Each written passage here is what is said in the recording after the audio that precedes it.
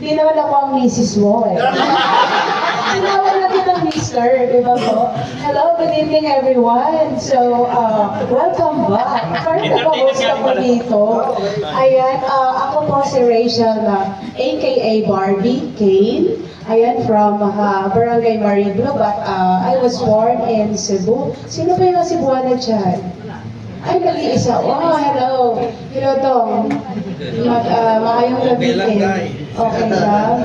Ayan, nag-high school, college po ako sa Baguio. And then, I have a twin sister. I used to dance in Wawawi noon, tayo show before. Kay Kuya Willie po. So, and then after that, nung nawala yung Wawawi, nag-compose. So, I'm a composer, singer, artist, actress.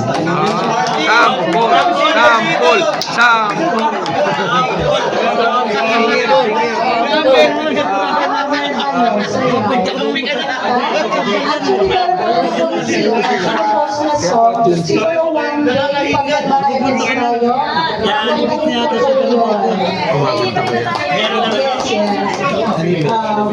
ano daw po, sir? Yan sa Mendes.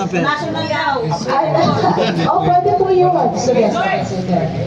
And ang sponsor ko po is si Kuya Nati. Thank you very much. And kaya, bakit na ba?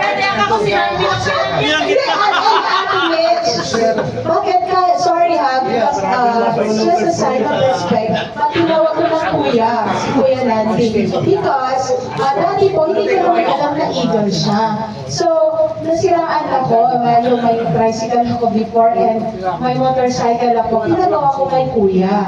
Kasi, kuya lang ha, sorry po sa mga applicant lang po ako, pero sign of respect lang ang kuya po. Kasi kahit naman na hindi Eagles, kuya, ate, tayong mga Pilipino, di ba po? Pero sige, Mr. Nandi and Miss Mitch.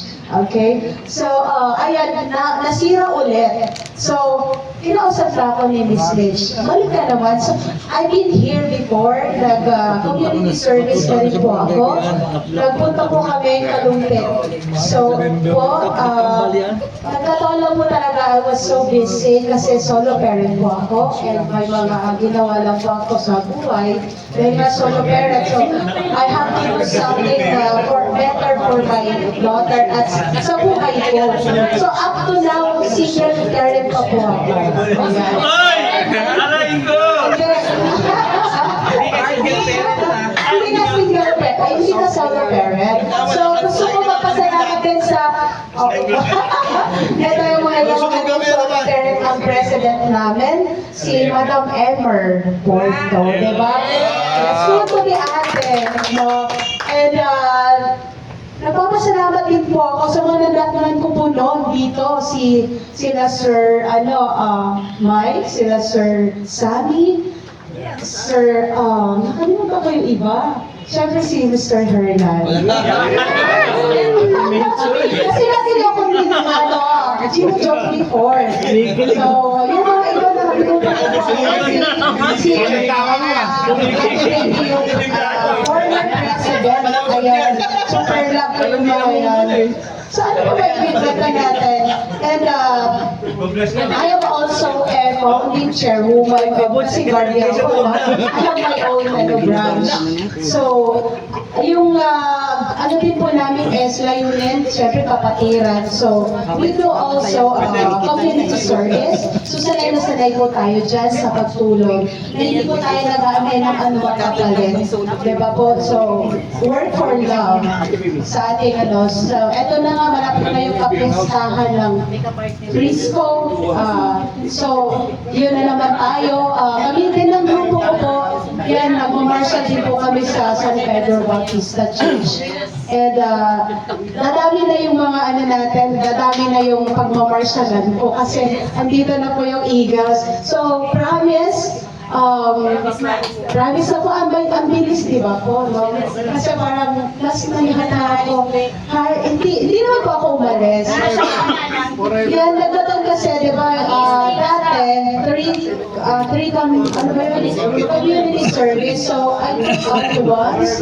Then after that, nag-busy super ako. And yun ang fun. And ngayon, nakita muli kami ni Miss Mitch. So sabi niya, balik ka na and si Ate Emmer before. And lagi kami nagkakasama. Balik ka na sana, Eagles. Ganyan. Sabi ko, yes po, babalik din po ako. Pero di pa naman ako natanggap. So parang wala pa naman akong babalikan. Kasi hindi pa naman pa ako totally member of Eagles, di ba po? Aspirant before, so applicant pa lang ngayon. Kaya, di ba parang nakinig lang ako kanina. But, aspirant before eh. So, applicant pa lang ngayon, after. Yes, promise na. And whatever happens, San Francisco Eagles Club is always in my heart. Thank you. I don't want to promise anything, you know? I hate promises, but I will do my best. Ay, okay naman ako ah.